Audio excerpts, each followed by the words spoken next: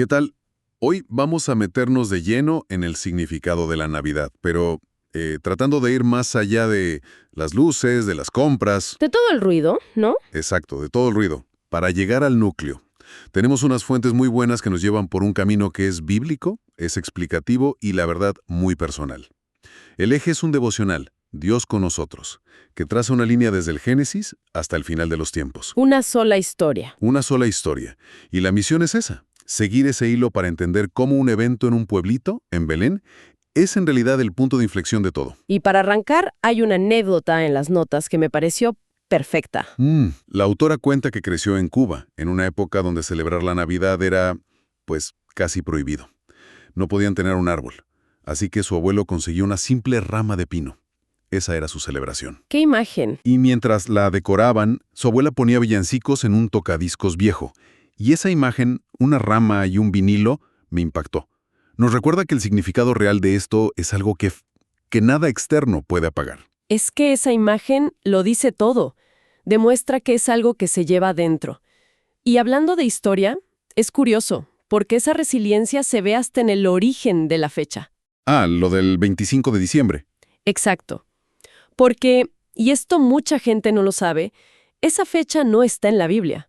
Para nada. La eligió la Iglesia cristiana en el siglo IV, y lo fascinante es el por qué. Tenía que ver con los romanos, ¿verdad?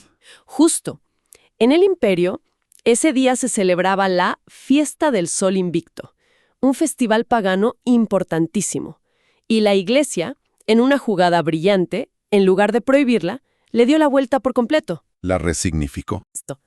Y esto nos conecta con la idea del Adviento, que no es solo un calendario de chocolates. Claro. Es una temporada para recordar esa primera venida, sí, pero sobre todo para anticipar la segunda. El devocional lo llama una celebración en cuenta regresiva. Me encanta esa idea, celebración en cuenta regresiva. Pero para que tenga sentido, supongo que hay que saber desde dónde empezó a contar ese reloj. ¿Cuál es el punto de partida? El punto de partida es el principio absoluto. El día 1 del devocional nos lleva al jardín del Edén. Y hay que hacer el esfuerzo de imaginarlo, ¿no? Un mundo sin fracturas, sin maldad, sin muerte, Una comunión directa con Dios. cara a cara. El texto dice que todo era bueno en gran manera. Pero el detalle clave, la joya de la corona de la creación, es que los seres humanos fuimos hechos a imagen de Dios. Y eso es lo que nos distingue. Eso lo cambia todo. Significa que fuimos creados para tener una relación con nuestro Creador, para reflejar quién es Él. Un comienzo perfecto. Pero bueno, sabemos que esa perfección no duró. La historia da un giro muy oscuro. Así es, en ese entorno ideal ocurre lo que el devocional llama un encuentro funesto. Una conversación con la serpiente que termina en desastre. La tentación. Pura duda sobre la bondad de Dios. Y Adán y Eva eligen desobedecer. Las consecuencias son inmediatas. Sienten vergüenza por primera vez. Se esconden de Dios. La comunión directa se rompe. Y los expulsan del jardín. Exacto. Y ese momento establece el conflicto central que recorre toda la Biblia, la separación, el exilio. Es una herida profunda en la realidad. ¡Wow! Espera. Entonces, justo ahí, en el momento del mayor fracaso, cuando todo parece perdido, ¿qué pasa? Porque uno esperaría un castigo y fin de la historia. Y aquí es donde la historia da un giro increíble, totalmente inesperado. En medio del juicio, cuando están escondidos, es Dios quien da el primer paso.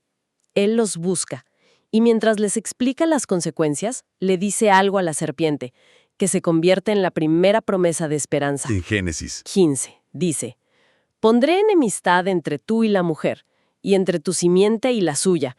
Esta te herirá en la cabeza, y tú la herirás en el talón». O sea, es que es increíble. En el momento de mayor fracaso, la primera reacción de Dios no es aniquilar, es prometer. En medio de la sentencia. Ahí mismo está la semilla de la solución. Es un giro de guión espectacular desde el principio. El devocional le llama la primera sombra del Evangelio. Exactamente. La primera buena noticia en un mar de malas noticias. Es la promesa de que un día un descendiente de Eva, la simiente, aplastaría la cabeza del mal, aunque saldría herido. A partir de aquí, Todo el Antiguo Testamento es la historia de cómo Dios prepara el terreno para cumplir esa promesa, Y lo hace a través de pactos, ¿no? a través de una serie de pactos. Y ojo, estos pactos no son como contratos de hoy en día, son más bien juramentos solemnes, promesas de vida o muerte. Cada uno era un nuevo capítulo en su plan de rescate. Ok, entiendo. No fue un plan de un solo paso. ¿Cuáles son esos capítulos o pactos clave? Bueno, está el pacto con Noé, que es como un reinicio para la humanidad. Luego viene uno fundamental, el pacto con Abraham. Dios le promete que a través de su familia bendecirá a todas las familias de la tierra. Ahí el plan se enfoca en un linaje. Se enfoca. Y mucho después, con Moisés en el Sinaí, Dios hace un pacto con toda la nación de Israel, dándoles la ley para que vivan como su pueblo, para que le muestren al mundo cómo es Él. Y dentro de ese pacto con Israel se establece algo que es fascinante y complejo: el tabernáculo y luego el templo. El tabernáculo era como una embajada de Dios en la tierra, un lugar con reglas muy estrictas sobre cómo acercarse para mostrar esa distancia que el pecado había creado. Y el corazón de ese lugar era el altar. Donde se hacían los sacrificios. Sacrificios de animales, constantemente. Un animal inocente moría, simbólicamente, en lugar de la persona que había pecado. Lo que nos lleva a una pregunta obvia: ¿por qué tantos sacrificios? ¿No bastaba con uno? Esa es la clave. El sistema era, por diseño, una solución temporal. Era un recordatorio constante de dos cosas: que el pecado tiene consecuencias mortales y que se necesitaba una solución definitiva. Cada cordero era una flecha apuntando al futuro. Hacía un sacrificio perfecto. Y final. Y mientras tanto, la historia de Israel no es precisamente un camino de rosas. Es un ciclo de ser muy humanos. Totalmente. Un ciclo de desobediencia, juicio, como el exilio en Babilonia, pero siempre se topan con la fidelidad inquebrantable de Dios. Y ahí, en medio de todo, aparecen los profetas. Que no solo adivinaban el futuro, no para nada. Eran las voces que llamaban al pueblo a la sensatez, al pacto, y lo más importante, mantenían viva la llama de la esperanza en ese Redentor prometido. Entonces, la promesa inicial se va volviendo cada vez más nítida. Y uno de los momentos donde se enfoca muchísimo es con un personaje muy conocido, el rey David. Sí, el pacto con David es otro punto de inflexión. Dios le promete algo asombroso: que uno de sus descendientes se sentaría en el trono y su reino no tendría fin, sería para siempre. David fue un gran rey, pero También un hombre con pecados terribles. Su propia historia demostró que él no era ese rey perfecto y eterno. Su reinado, con toda su gloria y su miseria, se convirtió en otra señal gigante apuntando hacia el futuro, hacia un rey que sí cumpliría la promesa. a la perfección. ¿Cómo se vería en la práctica una ley escrita en el corazón? Es que era una idea radical. Después de siglos de una ley externa en tablas de piedra, los profetas Jeremías y Ezequiel anuncian que Dios hará algo completamente nuevo. El problema no era la ley, sino que la gente no podía cumplirla. El corazón no daba para más. El corazón estaba inclinado a la rebeldía. Lo que Dios promete es una cirugía de corazón espiritual. Dice que quitará el corazón de piedra, duro, desobediente, y pondrá un corazón de carne, vivo, sensible. Y pondría su espíritu dentro de las personas. Exacto, para que pudieran vivir de una manera que le agradara, ya no por miedo al castigo, sino por un deseo interno transformado. Era la promesa de una relación íntima, no solo un código de conducta. Y después de promesas tan intensas, la historia entra en una fase muy extraña. Una de las fuentes menciona los 400 años de silencio. Sí, es un periodo dramático. Entre el último profeta del Antiguo Testamento y el Nuevo pasan 4 siglos, sin una nueva palabra de Dios, sin profetas. La fuente lo describe como un invierno perpetuo. ¡Qué locura! Imagina generaciones naciendo y muriendo en ese silencio. La fe en ese tiempo era pura memoria y esperanza. El aire debía sentirse cargado de una expectativa casi insoportable. Pero ese silencio estaba preparando el escenario. El mundo, sin saberlo, contenía la respiración. Y después de 400 años, el silencio se rompe. No con un trueno, sino con el susurro de un ángel. Exacto. La luz irrumpe en la oscuridad. El ángel Gabriel se le aparece a María, y las palabras que le dice son la clave que conecta todos los hilos. Que le dice exactamente.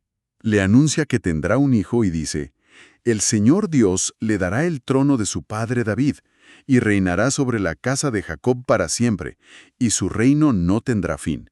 Es el pacto con David, palabra por palabra. Es el cumplimiento directo. No es un anuncio que sale de la nada, es la culminación de siglos de promesas. Y luego están los nombres que se le dan al niño, que no parecen casuales. Para nada. Los nombres definían la misión de una persona. Y los de este niño lo resumen todo. Primero, Jesús. En hebreo, Yeshua significa Jehová es salvación. Salvará a su pueblo de sus pecados. El ángel es muy específico, ¿eh? No dice, lo salvará de los romanos, que era lo que muchos esperaban. La misión era solucionar el problema de raíz, el pecado, la fractura del Edén. ¿Y el otro nombre? El otro nombre, profetizado siglos antes, Emmanuel, que significa Dios con nosotros. Dios con nosotros. Este es el tema central que lo une todo. El Dios infinito se hace humano para vivir entre nosotros, para cerrar la distancia. Es la respuesta final a ese anhelo perdido en el jardín. La reacción de la gente ante este nacimiento también es muy reveladora, ¿no? No es una sola reacción. ¿Y qué espectro? Fíjate en el contraste. Por un lado tienes a los sabios de Oriente, los intelectuales de la época.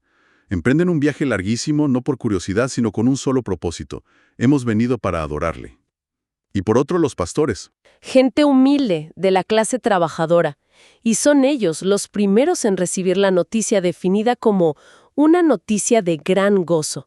Y luego está el anciano Simeón en el templo. Que había esperado toda su vida. Toda su vida. Y cuando ve al bebé, dice que ya puede morir en paz porque sus ojos han visto la salvación de Dios. Tienes a los eruditos, a los obreros y a los ancianos. El mensaje es claro. Este nacimiento es para todos. Es fácil quedarse con esa imagen bonita del pesebre, pero la historia no acaba ahí. Muchas veces separamos la Navidad de la Pascua como si fueran dos cosas distintas. Y ese es un error fundamental. El pesebre apunta inevitablemente a la cruz. El nacimiento fue el comienzo de la misión, no la misión completa. Y eso se ve en la última cena. Clarísimo. Jesús toma la copa y les dice, «Esta copa es el nuevo pacto en mi sangre, que es derramada por ustedes». ¿Recuerdas la promesa del nuevo pacto? ¿La de Jeremías? Bueno, aquí Jesús está diciendo, esa promesa se sella y se hace realidad ahora, con mi muerte. Su sangre es el sacrificio perfecto y definitivo. Sin la cruz, el nacimiento en Belén sería solo una historia bonita. Claro, la historia no termina en un viernes oscuro. La resurrección del domingo, como dice el texto, lo cambia todo. Lo cambia todo porque demuestra que Jesús realmente derrotó al pecado y a la muerte. Es la prueba de que cumplió esa profecía de Génesis, la de aplastar la cabeza de la serpiente. Y la historia sigue. Antes de volver al cielo, promete no dejar solos a sus seguidores. Promete enviar al Espíritu Santo. Para que viva dentro de ellos. Y así, la promesa de Manuel, Dios con nosotros, entra en una nueva fase. Ya no es Dios caminando al lado de ellos, sino Dios viviendo dentro de ellos por su Espíritu. Es una intimidad aún mayor. Entonces, si damos un paso atrás y miramos el cuadro completo, ¿cómo resumiríamos todo este viaje? Que la Navidad no es un evento aislado, ni el comienzo de la historia. Es el clímax, el punto medio de una única, gran historia de redención que va desde la creación en Génesis hasta la nueva creación en Apocalipsis. La historia de un Dios que cumple sus promesas. A pesar de todo, es la historia de un Dios que hace promesas increíblemente audaces y a pesar de la infidelidad humana, las cumple, una por una. Belén es el momento en que todo converge en una sola persona. Y eso le da un significado completamente nuevo a esta temporada.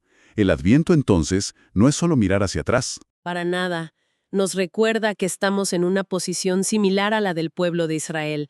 Así como ellos esperaban la primera venida, ahora vivimos en una espera expectante de la segunda. La historia no ha terminado. No, Estamos en ese tiempo entre la victoria ya ganada en la cruz y la consumación final de esa victoria. Lo que nos deja con una idea final para reflexionar. La historia que empezó con Dios caminando en un jardín y que tuvo su punto central con Dios con nosotros en un pesebre. ¿Cómo termina? Termina como empezó, pero en una escala infinitamente más gloriosa. La última promesa en el libro de Apocalipsis dice: «He aquí, el tabernáculo de Dios está entre los hombres, y Él habitará entre ellos». Es el círculo completo. Y esto nos deja con una pregunta. A ver, Si la Navidad celebra que Dios vino a estar con nosotros en medio de nuestro mundo roto, ¿cómo transforma nuestra vida hoy la certeza de que un día estaremos con Él para siempre en un mundo restaurado sin más dolor ni pecado?